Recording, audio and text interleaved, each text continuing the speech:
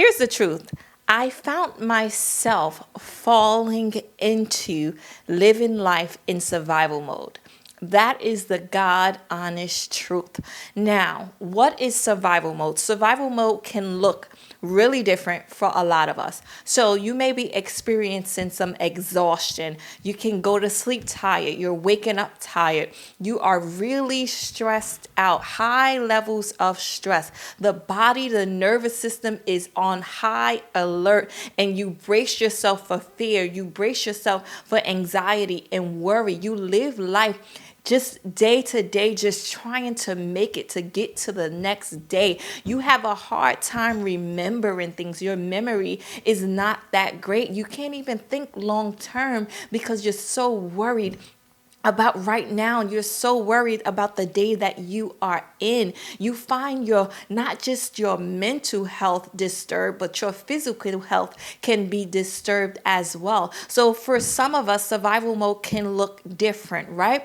And to some, it may even seem normal because you've been living in it for so long. For me, because survival mode can occur because of many different reasons, whether it's trauma or experiences or learned behavior or our environment, it can trigger and it can happen because of so many different things, right?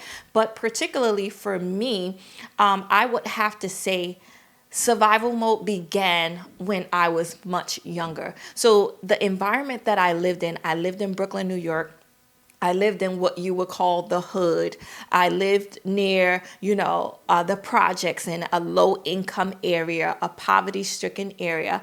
And so automatically your environment screams survival, at least for me. The environment that I was in, it screamed survival. It screamed, you got to do what you got to do to make it. Whatever you have to do to make it day by day, you are going to do it. If you have to work one job, two jobs, three jobs, whatever it's going to take for you to just survive and make it, that's what you are going to do.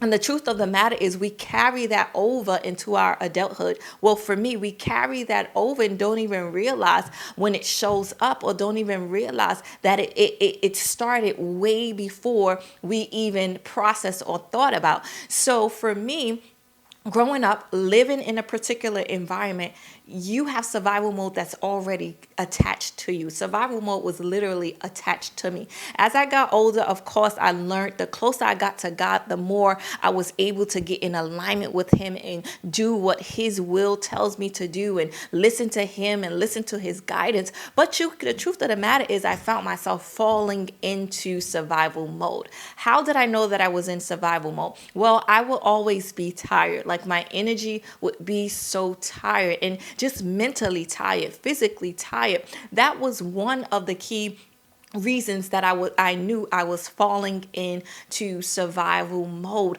I was so I knew that I wanted to do all of the good things, but like I will continue to say, just because you are doing good things, it does not mean that it's a God thing or is what God needs you to do for the season that you are in. So when God gave me a vision, when God gave me a plan, when God gave me an idea or a goal, it's like I was working towards the goal, but I had my hand in so many different pots. For me, it's like as a woman, as a mother, as a wife, we can get kind of in a rhythm of being on top of things, right? Being in control of things, steering things in the way that it should go. But sometimes we can get in our own way. We take control over things. For me, I took control over things. And when you're so busy doing, it's like you take God out of it, not intentionally, but you remove God from it because you're so busy doing, being, right? But God had to literally sit me down and allow me to see, okay, you cannot keep going the way that you are going. The way that you are going, it's turning you the opposite way. It's making you go in a direction that I do not want you to go. I literally need you to rest in this moment and rest assured that because you are resting, that does not say weakness. God had to show me because I am pausing, that does not mean weakness. It's actually strength. Stillness in God is actually strength. Do not feel guilty about pausing. Do not feel guilty about resting. I found myself, y'all, feeling so guilty for just taking a moment, taking a second. Survival mode will have you thinking that because you are taking a second, you will feel bad because your body, your nervous system just automatically have you on go. It makes you feel like going is the right thing to do. And you get so comfortable in that, not realizing that it's bringing you down, not realizing that it's doing more harm than good. God says, come to me all that are heavy laden and I will give you rest. So I literally had to rest assured and know that I was safe with God. I was safe with God. Yes, I want to accomplish big things. Yes, I want my family to do well and to be well, and I want others around me to succeed. But there's a way to do it. It's a right way to do it. You don't want to get lost in the patterns of this world or the hustle and bustle, and you're running. I was literally running and nobody was chasing me. If you can be real and honest with yourself, are you running and nobody is chasing you? Are you feeling like you have to get to this finish line in the time and the matter that you think you have to get there? And God is saying, be still. God is saying, not yet. God is saying, this is the process that I have for you. Just continue to walk in the ways that I have for you. Because if you continue in survival mode, it's only crowding your mind. I got to a place, y'all, I wasn't hearing from God. My goals and my ideas and my dreams and my vision, it became bigger than God, if that makes sense. So when you hear the bills and the finances and the weight of the world becomes louder than God, you have to check yourself in those moments so you can get back in alignment and say, okay, I need to be able to hear from God because He is the only one that's going to lead and guide me into the things that I am supposed to be. It's only through God that I am going to be able to walk and live in this life the way that I'm supposed to live it. So if I'm not hearing from Him, I need to check myself. I need to realize, okay, you cannot keep going the way that you're going. You need to hear from the Father. So as I had my rest, as I had my time, I was actually able to hear from God and hear God clearly. The weight and the pressures of this world can weigh down on us so much that we aren't able to hear from God. Know that there's strength and there's safety in resting. Know that it's strength and just taking one day at a time. Know that God got you. He is not going to forget about you. He has you on His mind. He knows the plans that He has towards you.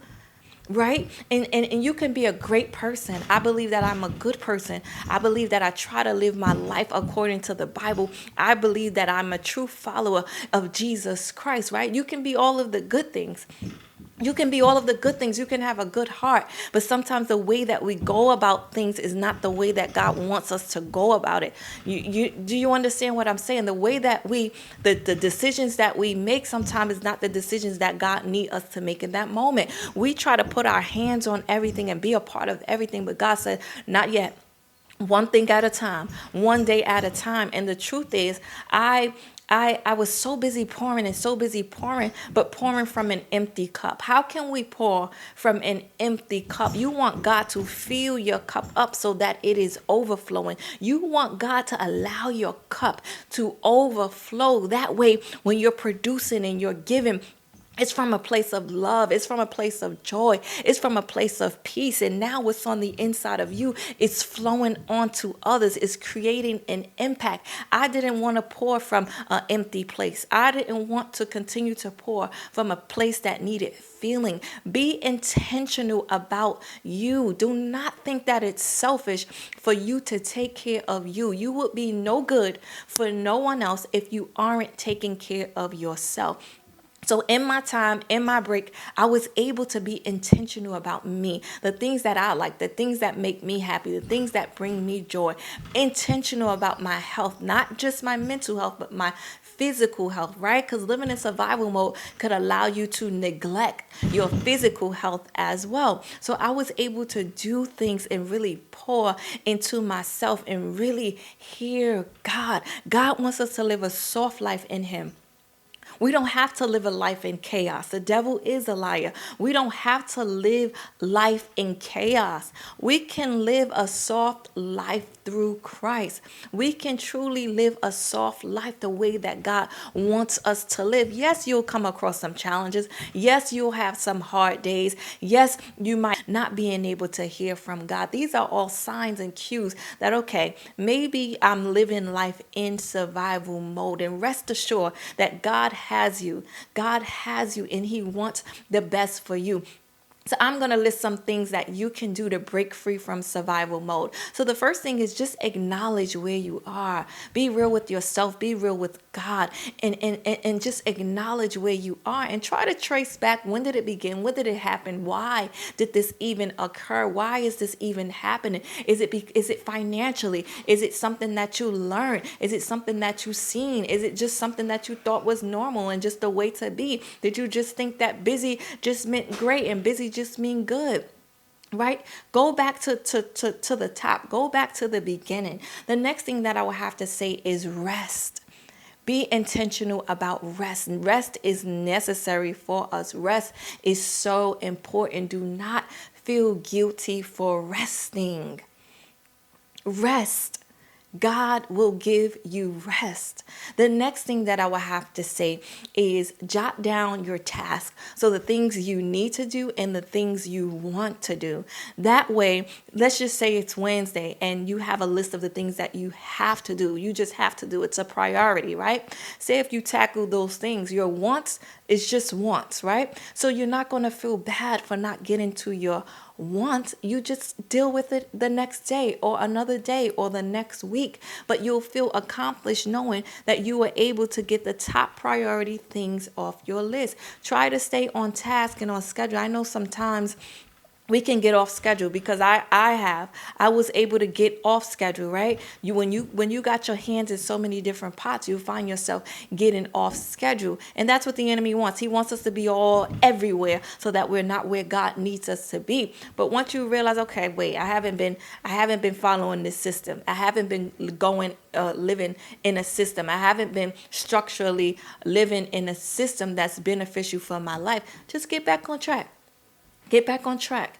Get back on track. The next thing that I will have to say is celebrate small wins. I know we hear it all the time, but it's so important. Learn how to celebrate yourself. Learn how to celebrate your wins. Learn how to celebrate your wins. Small wins are still wins. Celebrate yourself. Take one day at a time and do what God is calling you to do. That doesn't mean you're no longer a boss. That doesn't mean you're no longer that girl. That doesn't mean that you are no longer becoming. It just means that now you're doing it with grace. Oh my God. You are walking with your head held high. You got your chest out. You are confident because you know that you are in alignment with God and you are doing what God has called you to do. That's power. That's a powerful person. That's a powerful woman to know I am where I am supposed to be. I'm exactly where I'm supposed to be. Write that down in the comment section below. I am right where I'm supposed to be.